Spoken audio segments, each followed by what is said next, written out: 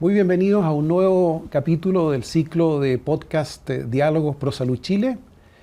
Hoy nos acompaña el doctor José Fernández, quien es CEO de Rayen Salud y además es médico cirujano con especialidad pediatría, broncopulmonar y además uno de los referentes ahí como empresa en el área de salud digital. Así que muchas gracias, José, por acompañarnos hoy día. Muchas gracias, Jean-Jacques, por la invitación. Oye, lo primero, José, cuéntanos un poco cómo es esto de un médico pediatra entrando en los temas digitales y no solo eso, sino que llegando a dirigir una de las empresas líderes en materia de transformación digital en salud en Chile. Sí, mira, para hacerlo, es una historia larga, digamos, pero para ser un poco sucinto en esto, a mí siempre me gustó la informática. Yo pagué mi carrera armando computadores, después armando bases de datos, vendiéndole a los profesores que no sabían usar PowerPoint sus presentaciones para los congresos, y es que así pude pagar mi carrera. Ajá. Y posteriormente siempre estuve vinculado a los ámbitos de la gestión de la información. A mí me llamaba mucho la atención que existiendo tanta cantidad de datos, en salud o sociales o demográficos, etcétera, nadie fuera capaz de cruzarlos y pudiese entender mejor cómo se daban estas determinantes sociales en salud que en los tiempos que yo estudié eran como la novedad, ¿sí? Antes no se hablaba mucho de eso. Y por tanto, cuando yo empiezo mi carrera de gestión, y fue en Cerro Navia, una comuna, bueno, sigue siendo una comuna muy pobre, pero muy rica en cultura, muy rica en su gente, me di cuenta que con esta cantidad de datos que existía, incluso en papel, porque no estábamos hablando de ficha clínica y eso, podíamos mejorar la gestión. Y obviamente con mi conocimiento inicial, ¿cierto?, de base de datos, empezamos a hacer algo muy bonito. Yo trabajaba en Cerro Navia y en el Servicio de Salud Metropolitano Occidente, era el jefe de enfermedades respiratorias infantiles de ahí. Y empezamos a hacer un estudio de cómo se trataba la enfermedad respiratoria. Había siempre un prejuicio con la atención primaria de que se atendía mal, de que se daban antibióticos a los resfríos, que son enfermedades virales, ¿cierto? Entonces había un prejuicio.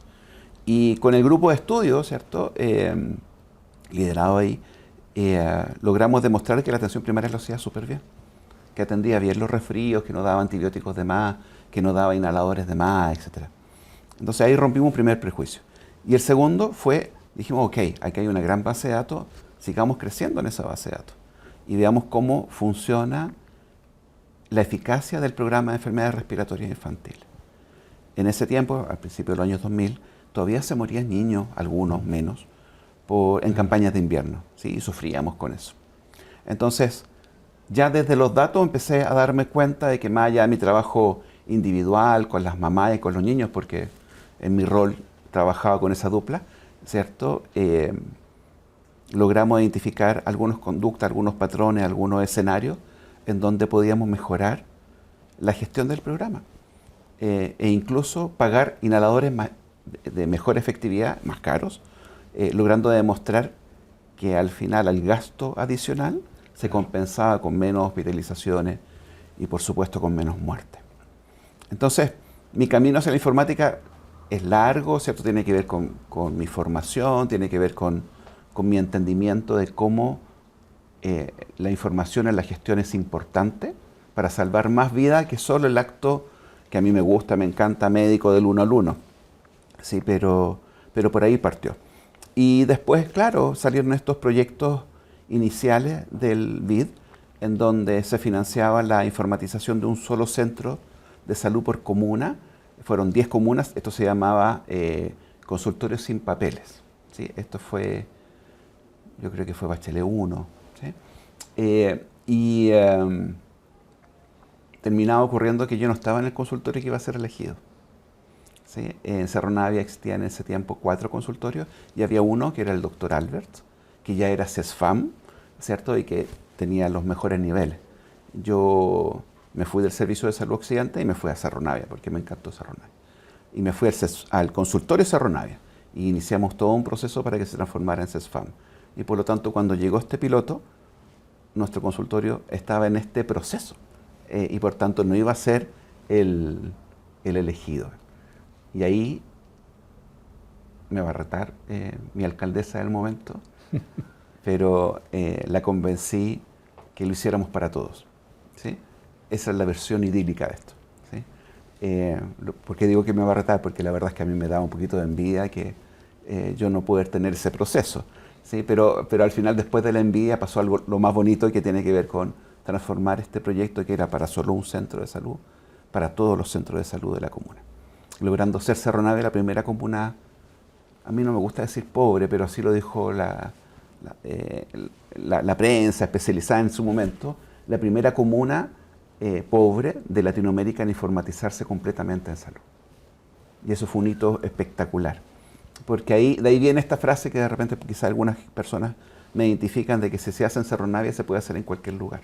Sí, tenía que ver con eso, con un proceso de construcción, de elegir una empresa que entendiera nuestros valores, nuestro modelo de atención, nuestros procesos. Y de ahí, esta experiencia súper exitosa hizo que el BID se fijara, que el ministerio se fijara, y me llevaran al Ministerio de Salud para crear la primera unidad de informática médica del país, ¿sí? Y de ahí parte todo este grupo maravilloso de personas, ¿cierto?, que dirigía Rodrigo Caravante en su momento, el DADE, la famosa Departamento de Agenda Digital en Salud, para que esto se hiciera para todo el país, ¿sí? Y saliéramos de los pilotos y pensáramos seriamente en cómo transformar digitalmente la salud en el país. Así que esa es la carrera. Efectivamente, yo soy pediatra, broncopulmonar, especialista en salud pública también, que es donde yo más me identifico ahora. Claro. Pero siempre de la construcción de que la información, de que las tecnologías tienen que aportar hacia el lado social. Si no, para mí no tienen sentido. Para mí no tienen sentido. Y yo creo que es desde ahí que nosotros aportamos en la co-creación también y la fundación de ProSalud. Claro. No, muy interesante la experiencia, además desde el terreno, desde lo local, en condiciones más adversas, poder efectivamente cruzar con esta posibilidad que ofrecen las nuevas tecnologías, pero sin perder el norte, claro, de cuál es el propósito, el sentido. No, qué interesante. Y además, estás pronto a sacar un libro, ¿no? Hay Salud Digital para no iniciados. Sí. O sea, como decía el expresidente, ¿no?, de Gaulle, decía, vasto programa, gran proyecto. Sí. ¿Qué te motivó a hacer este libro? Yo siempre también he estado ligado a la academia. ¿Sí? Aquí hay algo bien particular. Yo creo que los médicos tenemos algo de, así como de los templarios, ¿cierto? Esto de sociedades más o menos secretas pareciera, ¿cierto? Primero, es difícil ser médico en Chile. Segundo, ser especialista es más difícil todavía. Y la informática sanitaria, ¿cierto?, para mí una subespecialidad de la salud pública, es un terreno que, a pesar de que hoy está completamente informatizada casi la atención primaria en Chile, en el mundo, qué decir, hablar de teleconsulta ya no es raro, ¿sí? Seguimos teniendo profesionales de la salud que no entienden de salud digital. Y es porque yo creo que somos tan pocos los especialistas en estos ámbitos, y es tan caro formarse, que sentía que había esta contradicción entre lo que uno trata de hacer, trata de explicar. A mí me encanta dar conferencias, un poco de evangelizar, ¿cierto?, ser Quijote en esto. Y claro, y por eso el libro, esto de Salud Digital para no iniciados, porque al final es como un camino de iniciación. Y en esa iniciación no quiero que se derrumben las barreras. Entonces escribí un libro que me quedó muy largo, que resume un poco mis años de experiencia, los errores que cometí, ¿cierto?, las oportunidades que he ido encontrando, todo el tema ético que hay detrás, pensando en que cualquiera puede tener acceso a esa información. Que no tenga que ser invitado al temple, ¿sí? Sino que tenga que simplemente tomar un libro y contarlo y vivirlo desde una experiencia, ¿sí? Y yo creo que también tiene que ver con mi momento actual. Yo siento que la vida ha sido tan buena conmigo, que he conocido tan buenas personas que me han guiado, que me han formado de manera súper generosa. Y quiero devolver eso para la sociedad. Eso me pasa. ¿Sí? No es un libro pensado para que sea como para los alumnos de medicina, me van a entender, que sea como el Harrison, ¿cierto? El libro que todos tenemos ahí en nuestra biblioteca, pero que cuesta 60.000 pesos. No, no quiero eso. Yo quiero un libro que sea, ojalá, no sé, de $1. Da lo mismo. Lo que necesitamos es que más personas conozcan de esto. Y no solamente profesionales de la salud, sino que también pacientes, ¿cierto? Todos los que actuamos en algún momento con el sistema sanitario, para entender para dónde vamos y para entender las oportunidades que tenemos en ese sentido. Claro. A mí me impresionó, te escuché en tu clase magistral que diste en el colegio médico, en este seminario internacional, y donde en tu presentación, de alguna manera para mí fue un anticipo del borrador del libro. Voy a hacer un spoiler, pero... Y me impresionó la mirada como tan integral, incluso desde el punto de vista histórico, de las bases de la medicina, anclada en la historia clásica. Y cómo dentro de esa visión tan integral habían estos elementos recurrentes, profundos, donde uno puede decir, más allá de que cambie la base, la tecnología, hay elementos que son permanentes, y tú lograbas no solamente recordarlo, sino que integrarlo. O sea, y ahí yo creo que es un tremendo mérito, porque la sensación que hay todavía es que siguen siendo como dos mundos que no conversan plenamente. O sea, si se ha integrado, vamos a hablar de eso un rato más, pero que siguen siendo como dos mundos que todavía no se han interrelacionado en lo profundo. Sí. Y que para eso yo creo que tu experiencia desde la base, desde el terreno, en la praxis, yo creo que es una de las pistas para generar esos puentes de entendimiento. De manera que no sea una cosa adosada a la tecnología, sino que sea algo profundamente que tiene que ver con el corazón de la actividad, digamos, de atención sanitaria.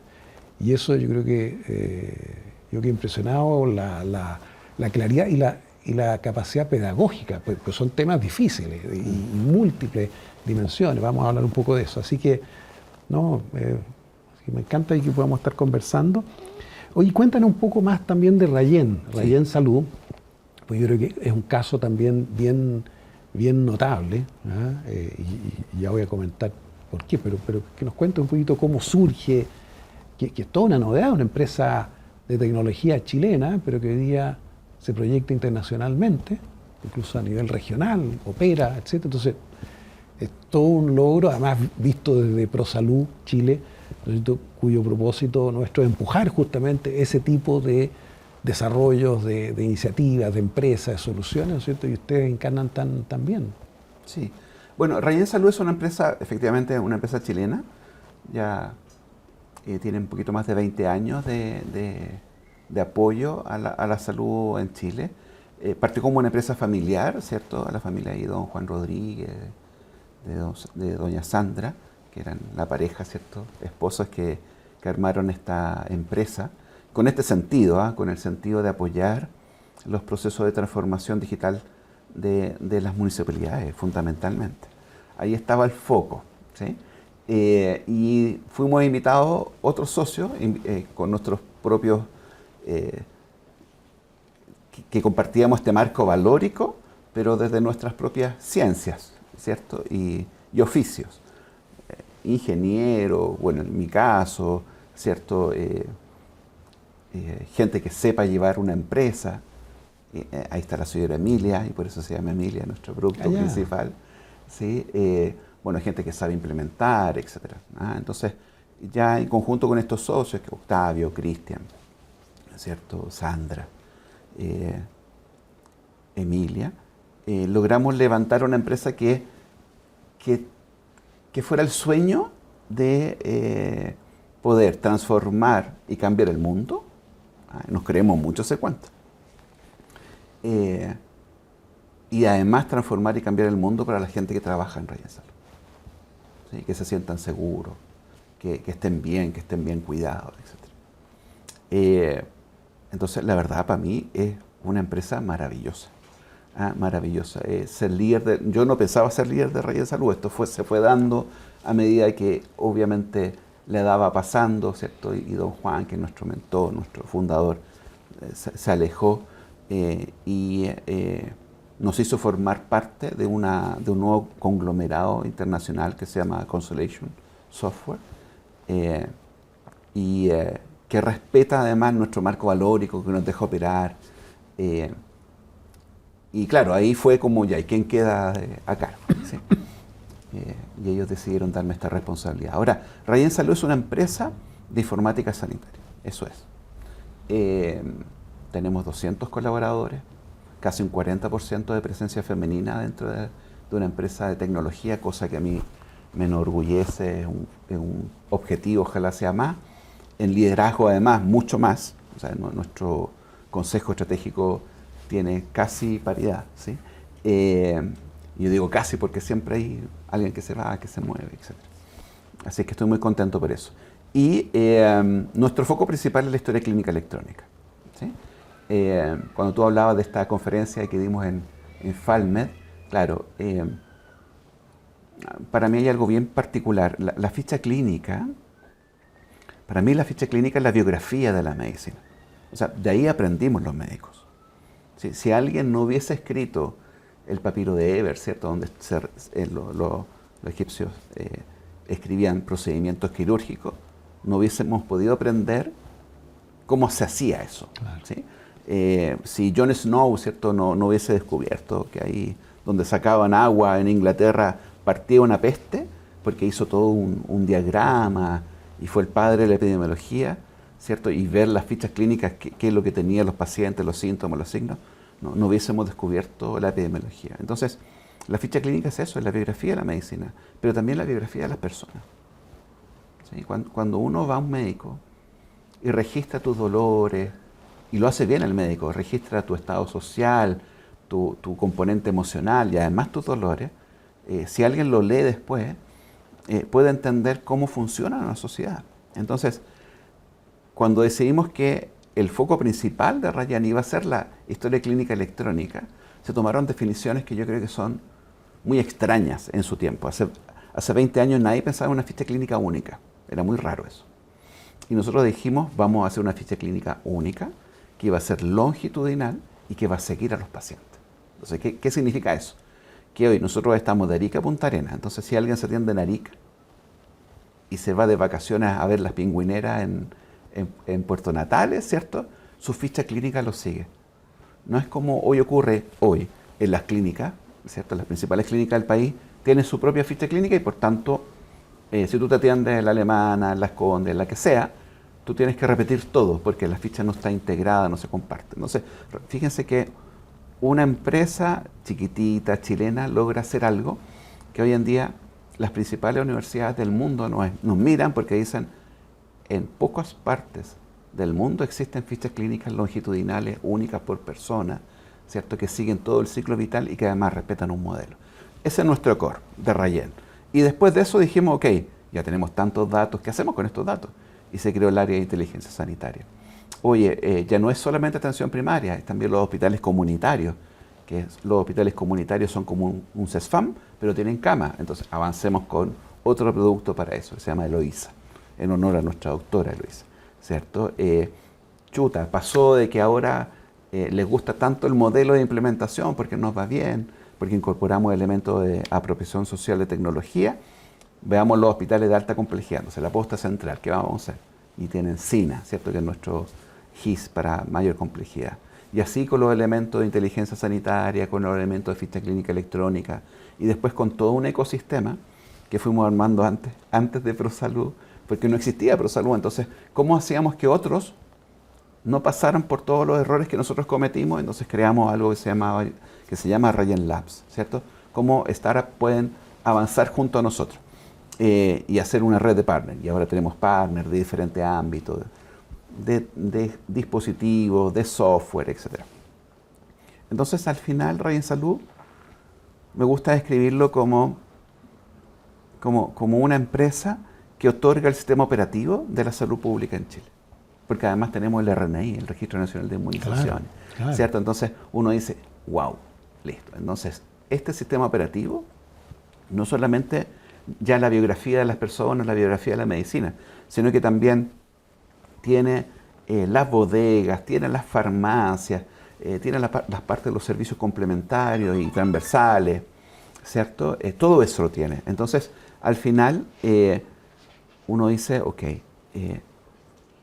hoy en día Ray en Salud tiene que custodiar tanta información, tenemos que hacernos responsables de eso. No es por la información, es porque si se para la salud pública en Chile. Y nosotros lo asumimos como una gran responsabilidad, porque manejamos ese sistema operativo, ¿sí? Pero por sobre todo, Ray en Salud son sus personas, que sueñan, que creen, que están comprometidas, que necesitan también más descanso, porque la salud no para.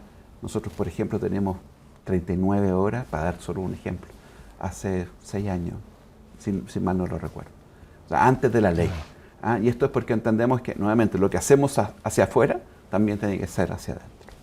Interesante la experiencia de Rayen, porque además ustedes están de lleno en tal vez una de las áreas más claves, ¿no es cierto?, para poder tener un sistema de salud más efectivo a futuro, como es la atención primaria de salud. Y han liderado los procesos ahí de incorporación de tecnologías, con esta visión de integración, de manejo de datos. Entonces tienen una posición privilegiada para también ver los desafíos que tiene el sistema de salud hacia adelante. Y algo de eso está en tu libro. Tenemos cambio de administración, y en donde tenemos la posibilidad de entrarle a algunos de los temas gordos, ¿no es cierto?, que están de alguna manera restringiendo un poquitito esto de desarrollar una mayor capacidad de respuesta frente no solamente a problemas urgentes, sino que también temas de fondo, como los que ha ido mostrando el sistema de salud chileno, de alguna manera de pérdida de capacidad de respuesta. Lo dicen todos los estudios de opinión, ¿no es cierto? Sigue siendo un tema que produce inquietud a nivel de la población. Entonces, en ese sentido, ¿cuál dirías tú que son como algunos de los principales desafíos, brechas, que tenemos en el ámbito de la transformación digital y del propio sistema de salud, entendiendo que esto tiene que estar muy, muy imbricado? Sí, mira, primero tenemos un sistema de salud muy bueno, independiente de que tenga algunas deficiencias, como en todo. Yo creo que Chile se destaca por sus logros sanitarios. A mí siempre me gusta partir por el vaso medio lleno. ¿Sí? Soy optimista en ese espacio. Hoy en día tenemos un proceso de transformación digital muy avanzado respecto a nuestros compañeros en la región. Fundamentalmente porque entendimos que tuvimos que dejar atrás, y yo creo que entendimos lo público y lo privado, dejar atrás esta ideología, ¿cierto?, de ficha clínica única, y estamos avanzando hacia un sistema de historia clínica compartida. Y eso es reforzado por las últimas leyes, ¿cierto?, la ley de interoperabilidad con seguridad. Voy a insistir siempre en eso. Claro. Porque siempre se pone el foco en solo la interoperabilidad, ¿cierto? Interoperabilidad con seguridad. Y además porque fuimos incorporando después de la pandemia elementos que no estaban muy claros, ¿cierto? La telemedicina, etc. Por tanto, quiero partir desde que, como estamos bien, tenemos que hacerlo mejor, ¿sí? Nuestro fundador decía, todo lo bueno se debe y se tiene que mejorar. Y en ese espacio yo creo que las oportunidades surgen de abajo hacia arriba, primero por temas de gobierno, de gobernabilidad, ¿cierto? Hoy en día no tenemos un líder claro respecto al proceso de transformación digital en salud. Antes existía, ¿cierto?, una agenda digital en salud, antes existían entidades dentro del ministerio, en el gabinete de la ministra, ¿cierto?, que iban velando porque cada uno de los proyectos, iniciativas y el presupuesto que los manejaban ellos, ¿cierto?, fueran en un sentido. Voy a dejar atrás la velocidad, era en un sentido. Algunas veces se interrumpió bajo la velocidad un poco en el proceso, pero eso es propio de la administración pública. Por tanto, yo creo que aquí hay un desafío, ¿sí?, para la nueva administración, y yo creo que la doctora Chomalí en esto lo tiene muy claro, de que hay que volver a instaurar un espacio de gobernanza más concreto en salud digital. Lo propusimos, ¿cierto?, juntos, Jean-Jacques, en la mesa de este maravilloso proyecto Proyecta Chile 2050, en donde entendíamos que primero deberíamos tener una ley de salud digital, eso es a largo plazo, y que la ley debería tener su Agencia Nacional de Salud Digital. Pero en el intertanto deberíamos tener un espacio en el Ministerio de Salud que liderara esto. Ahora, la gobernanza no es una autocracia, ¿sí? Y ahí hay un riesgo, porque cuando uno empodera a un departamento, a una división o lo que fuera, pareciera que ellos lo tienen que hacer solo. Y eso así no funciona. Y ha demostrado que cuando los diferentes gobiernos han tratado de hacerlo, no le ha ido bien en este espacio. Entonces, la invitación siempre es un líder que tenga una mesa abierta y compartida. Y una mesa abierta real. O sea, que nos reunamos todos los meses, que seamos capaces de entender qué quieren hacer, cómo lo pueden hacer, si es que hay disponibilidad en lo público o lo privado, y no olvidar la academia, ¿sí?, en este espacio. Entonces, yo creo que es el primer desafío. Claro.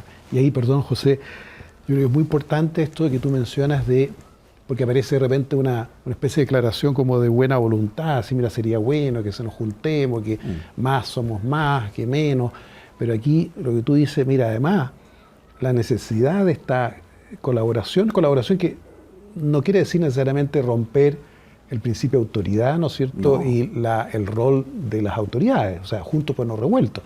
Pero el hecho sí de tener un espacio en el cual efectivamente quienes van a tomar las decisiones puedan tener las voces, las miradas en un tema también tan complejo, donde la verdad no está en una sola parte.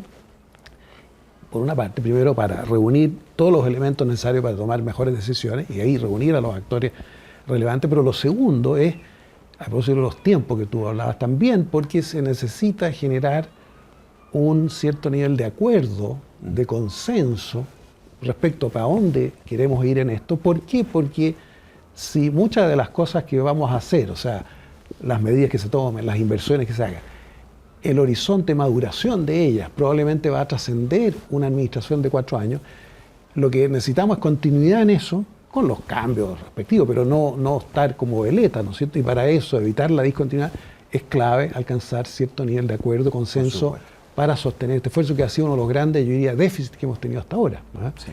Recordar Hospital Digital, cuánto duró dentro de una misma administración, cambio de ministros. Entonces, esa inestabilidad le hace mal a la efectividad de las acciones que se tomen. Y por eso que esta especie de invitación que tú haces, ¿no es cierto?, a decir, mira, necesitamos, en el fondo, dónde está el piloto, que eso esté clarito y que cuando mueva las palancas al otro lado del sistema pasen cosas, pues, y segundo, que para eso no sea un ejercicio en solitario, sino que se abra un espacio, ¿no es cierto?, para generar una visión compartida en este tema, que es complejo y que necesita esta mirada más larga y sostenida en el tiempo. Así es, así es.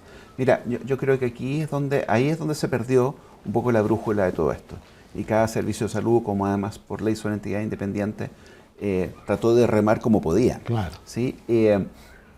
Ahora, eso no quita de que efectivamente existen liderazgos, pero están muy distribuidos. Claro. ¿Sí? Lo que hace la doctora Letelier en el Hospital Digital es maravilloso, digamos, pero uno no ve un mapa en donde todos confluyan. ¿Sí? Claro. Porque mira, ahora con este tema de los incendios, nosotros tenemos un servicio maravilloso que se llama Salud Responde.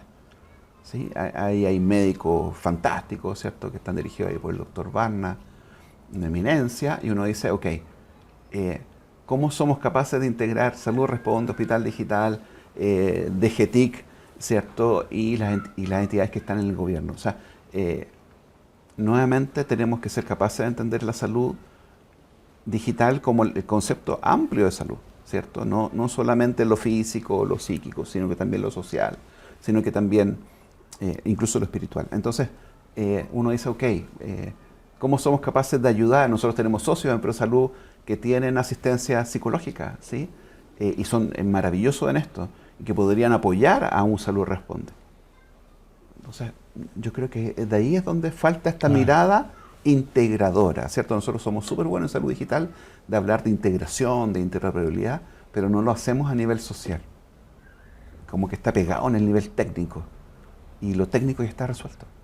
Claro. Lo técnico ya está resuelto. Claro.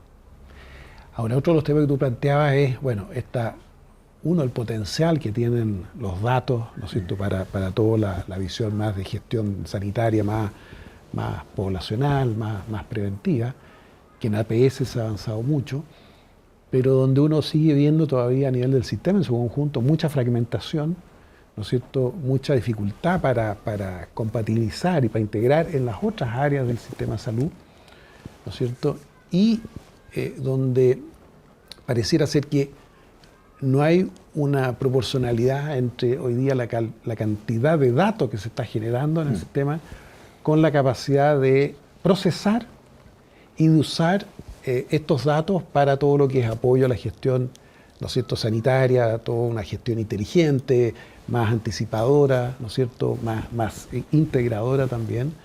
Entre paréntesis, a propósito de experiencia, y yo creo que todos lo vimos y lo reconocimos, no solamente en Chile, sino que afuera, el beneficio que significó, por ejemplo, tener en su momento, y que eso fue un mérito también de Rayen, con el Registro Nacional de Inmunizaciones, ¿no es cierto?, que durante la pandemia nos permitió tener información en tiempo real de la situación de vacunación de cada persona, y cada uno de nosotros podía vacunarse en cualquier parte del país porque estaba la información a tiempo. Claro, claro. Y así algunos presidentes de clínica de entonces también le pararon el carro cuando trataron de vacunarse y saltarse la fila. Entonces, bueno, pero ahí un magnífico ejemplo de cómo esa tecnología permitió hacer una gestión inteligente en un momento de emergencia, y donde mucha gente, yo conversaba con amigos, entonces me dice, bueno, pero eso es como obvio, ¿no? Está en todas partes. Y no está en todas partes, no está en Estados Unidos, no está en Europa, y fue un desarrollo chilensis y reconocido afuera.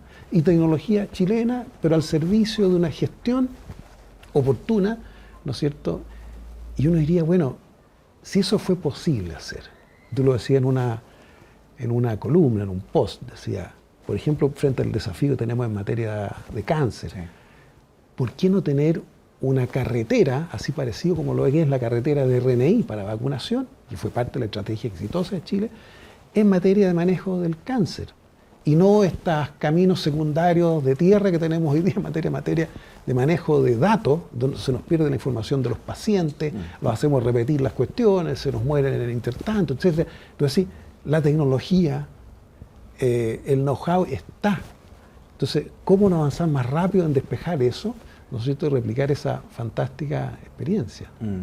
Sí, yo insisto en esto. Al final, si no hay un líder, un director claro de orquesta, ¿cierto?, no desacomposamos y claro, desafinamos, ¿cierto? Y eso es fundamental. Pero también tiene que ver con que la salud digital hoy exige desafíos como los temas de inteligencia artificial, ciberseguridad, etcétera, que tienen un costo.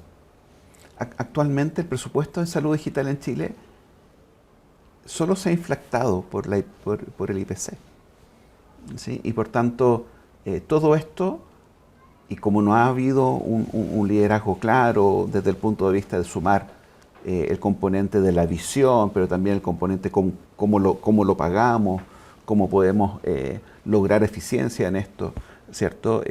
Cómo ocupar los datos para lograr eficiencia. Como no está esta mirada integral, hoy en día está todo en manos de que los privados sean capaces de hacer más eficientes sus costos para que las nuevas tecnologías empiecen a llegar. Pero nuevamente, eso es un ejercicio que tiene un límite. Que hablar de los espacios de deuda. O sea, eso es muy difícil para empresas que están partiendo a manejar una deuda con el Estado, ¿cierto? Que el Estado no pague 30 días. Entonces, nuevamente es un tema de gobierno, de orden, ¿sí? Y yo creo que también pasa porque hemos puesto el foco en lo técnico Y eso es muy extraño, porque la salud digital es un proceso de transformación social. Claro. ¿Sí? Entonces, cuando nos ponemos en el espacio solo técnico y decimos, ya, la solución para todo esto va a ser FHIR de HL7, no hay problema, si eso está. Pero hay que formar a la gente en FHIR HL7. Hay que tener ingenieros que se certifiquen en esto. Tienen que haber instituciones que formen a personas en esto, el capítulo chileno, el CENSE, etcétera, lo que fuera, ¿cierto? Pero para que eso funcione, se tiene que financiar. Claro. Entonces, yo creo que aquí el segundo desafío es entender que los procesos de transformación digital en salud son procesos de transformación social que no dependen de un gobierno, que deben ser políticas de Estado y que deben ser capaces de asumir que los nuevos desafíos, ¿cierto?, se tienen que financiar. ¿Sí? Hoy en día nosotros lideramos los rankings de personas formadas en posgrado en IA en LATAM, ¿cierto? Ok. Para poder tener buenas IA, tenés que tener datos. Existen los datos en salud, pero hay una desconexión entre lo público, lo privado y lo académico, ¿cierto? Y esto no ocurre y por tanto se pierden miles de datos, no es que se pierdan, pero al final se pierden miles de oportunidades para investigar. El otro día tenía una reunión con un decano de una facultad de medicina y yo le explicaba, le decía, mira, todos estos datos están. Podemos hacer cruces entre nivel social, polución y enfermedades. Podemos hacer estudios de migración en tiempo real, de cómo están ocupando los migrantes en el norte, ¿cierto?, los sistemas de salud en tiempo real. Y me quedaba mirando y decía, pero no puede ser esto. O sea, sí, se puede. ¿Sí? Entonces, porque ellos querían hacer un estudio muy chiquitito de algo que nosotros ya tenemos en tiempo real. Claro. Entonces, al final uno dice, ok, nos falta integrar lo humano, no es lo técnico, integrar lo humano, porque la visión está ahí, sabemos que tenemos que reducir los tiempos de lista de espera, tenemos que resolver el tema de las caleteras de información que hoy tenemos, ¿cierto? El cáncer y otros más, teniendo carreteras para poder funcionar ahí. Entonces, el desafío, y yo creo, y yo estoy muy convencido de que la doctora Chomalí lo puede tomar y se puede lucir con esto, es tomar a los expertos que estamos y que no estamos en el sistema público, que estamos en lo privado porque somos los que lo hemos tenido que sufrir, vivir, que estamos también en lo académico, ¿cierto? Y yo creo que estamos todos a disposición. El ejercicio del Senado y la Fundación Encuentro del Futuro del Proyecto Chile 2050 demostró que podíamos sumar, ¿cuántos eran? 3.000. Claro, 3.000 académicos, sí, profesionales para lograr una visión compartida. Eso nos falta en Chile. Claro. Las leyes, las técnicas, los decretos, eso va a salir una vez que hoy nos pongamos de acuerdo en qué es lo que necesitamos, en dónde están las urgencias, en establecer cuáles son las prioridades. Claro. ¿Sí? Y además, como tú decías, además en el tema del financiamiento, que es como la realidad como desagradable que hay que hablar, pero cuando uno dice, si uno le pone la mirada al punto de vista de la costo-eficacia, o en términos económicos, el costo-oportunidad, lo que estamos perdiendo, lo que el país pierde, lo que el sistema pierde, por no estar haciendo estos cambios a tiempo y mejorar los procesos, que no es gratis, sino que se nos agranda la mochila, ¿no es cierto? Llegamos más tarde, etc. Entonces debería haber, junto con este liderazgo, también la posibilidad también en datos de poder poner evidencia, y digo en las conversaciones que hacen normalmente los ministros de salud con los ministros de Hacienda, claro, Dirección de Presupuesto. Es decir, aquí no es un tema filantrópico o del interés general de la humanidad, es también un deber de ser mucho más efectivos, ¿no es cierto?, con los recursos públicos y no entender el ahorro, o sea, mal entendido, de apretar a los proveedores, etcétera, sino que decir, mira, ¿cómo podemos impactar mejor? ¿No es cierto? Y eso tiene que ser un juego suma positiva. Oye, estamos llegando un poco al final de la conversación, pero hay un tema que me gustaría también que pudiera desarrollar un poco más, porque me parece que en general pasa como piola o desapercibido dentro de esta discusión, donde se pone mucha énfasis en la necesidad de la interoperabilidad, de la integración, sin duda fundamental, pero que yo te lo he escuchado varias veces y me parece que es totalmente correcto decir, mira, esa interoperabilidad no puede ser a cualquier costo ni de cualquier forma, sino que tiene que ser de la mano con interoperabilidad segura, ¿no es cierto?, con estándares, ¿no es cierto?, porque si no lo que hacemos es abrir la puerta para un riesgo enorme también para las personas. Sí. Mira, esto es ya mi última... yo siento como el último tránsito del Quijote, digamos, ¿sí? Que tiene que ver con dos espacios. Uno, el tema de la seguridad de la información, la ciberseguridad y la protección de datos, ¿sí? Rayen Salud desde hace 8 años está certificada en una ISO, que es la más compleja de todos, nos han dicho, que es la 27001, que garantiza de que la empresa asume más de 100 controles. Por ejemplo, nosotros tenemos todos los puertos bloqueados de los computadores USB. Tenemos que tener una política de escritorio limpio. Tenemos sistemas que monitorean qué datos movemos en los emails, ¿sí? para que no identifique que estamos moviendo, por ejemplo, fichas clínicas. Entonces, eso ahora con la ley de ciberseguridad quedó ya establecido. Somos nominados como un organismo de importancia vital, OIV, ¿cierto? Todos los prestadores de sistemas que mueven datos en salud son OIV. Por lo tanto, lo más seguro es que toda mi competencia, los servicios de salud, y ellos están obligados a certificarse en esta norma, que es muy difícil. Porque al final la norma no es solamente invertir, sino que también es formar a las personas para que adquieran conciencia de los peligros de la seguridad de la información. Salud es el segundo lugar en donde más atacan los ciberdelincuentes, y por lo tanto hay una defensa ética, por lo menos desde Rayen Salud hace 8 años, hace 9, ahora estamos en el 2026, hace 9 años, ¿cierto?, de este espacio. Y por tanto, cuando nosotros decimos interoperar, pero con seguridad, es porque muchas veces nos obligan a interoperar sin seguridad. Claro.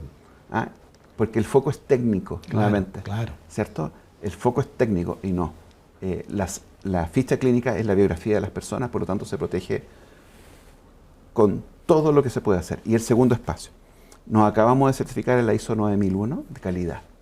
Y fíjate que calidad y seguridad en salud es parte como de los principios sanitarios. Y nosotros entendemos que como somos una empresa informática sanitaria, somos una empresa de salud. Y entendemos que no podemos otorgar nuestros servicios sin estar en sintonía con lo que nuestros clientes necesitan y quieren. Las fichas clínicas de muchos, o sea, tenemos hoy actualmente 14 millones de fichas clínicas que somos sus co-custodios.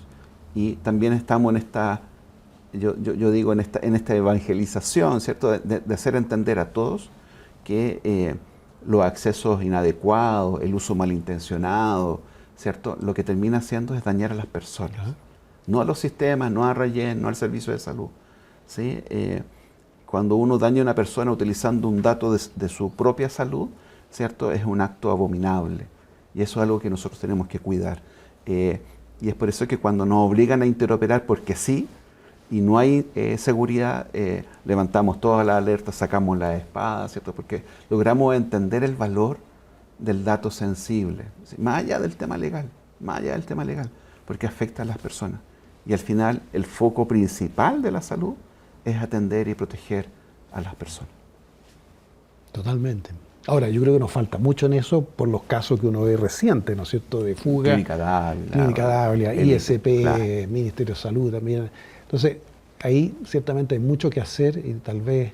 Y solo para ir cerrando, en 2 minutos, ahí en términos de mensaje final tuyo, José, tú pudieras decirnos cómo sueñas, cómo te imaginas el sistema de salud, no a 20 años plazo, decimos el proyecto Chile 2050, pero a 5 años, pensando un poco también en una administración, cómo podría terminar en 4 años más, con qué avances, con qué temas tú dirías sería fantástico poder avanzar. Claro, lo primero tiene que ver con este espacio de gobernanza, ¿cierto? De tener un líder claro y un líder que sea que acoja los valores de ProSalud, ¿sí? Que acoja los valores de ProSalud.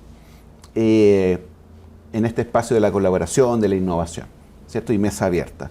Después yo sueño con un sistema de salud en donde todas las personas tengan un acceso oportuno, de calidad y seguro, ¿sí? Hoy yo creo que todavía no somos capaces de otorgar eso con tranquilidad. Yo creo que las personas podemos esperar respecto a los tiempos de espera. yo creo que un sistema de salud solidario en donde uno puede saber que hay otras personas que pueden pasar antes, ¿cierto? Y entender eso sería maravilloso de tener, pero con información limpia y transparente, como hoy yo creo que podríamos mejorar. También sueño con un sistema de salud en donde los profesionales de la salud sean parte de los procesos de transformación digital. También dentro de mis máximas están que estos proyectos son clínicos con apoyo informático. Claro. Y todavía veo pocos clínicos metidos en esto. Claro. Siempre es como un problema técnico. No han logrado entender el sentido social de la transformación. Y sueño, y sigo siendo muy optimista, en que la salud digital sea una partner, una aliada, no solamente una pieza técnica, ¿sí? Sino que sea una partner, una aliada en donde existan médicos, enfermeras, kinesiólogos, matronas, etcétera, especialistas en este espacio, ¿sí? En el caso mío, me encantaría que existiese la especialidad de informática en salud. Claro. Yo creo que es algo que tiene que abogar el colegio médico, que tiene que abogar el ministerio, de entender de que esto es tan importante porque vivimos en un mundo que tiene una dualidad donde uno tiene una identidad física, pero también tiene una identidad digital. Y así como la tienen las personas, la tienen las instituciones. Y esta identidad física se tiene que cuidar, no tiene que ser violentada por ninguna cosa, pero también la identidad digital, ¿sí? Cuando seamos capaces de integrar eso, yo creo que no vamos a tenerle miedo a los procesos de transformación o a las nuevas tecnologías. Van a ser herramientas como la inteligencia artificial, ¿sí? Que puede ser bien usada o mal usada. En salud trae maravillas, trae solo maravillas, siempre cuando uno sepa de qué se trata, como en todo, y cómo saber usarlo. ¿Sí? Excelente, José. Bueno, te agradezco mucho. Gracias. La oportunidad de acompañarnos y esta conversación a mí muy motivadora. Y bueno, varias de estas cosas esperamos ya poder empujarlas juntos, además en tu calidad de vicepresidente de ProSalud Chile, ¿no es cierto?, en este espacio gremial y dentro de las posibilidades que esperamos abran las nuevas autoridades, ¿no es cierto?, que están bien posicionadas para empujar estos temas. Así que muchas Perfecto. gracias. Muchas gracias por la invitación, Jean-Jacques. Un agrado.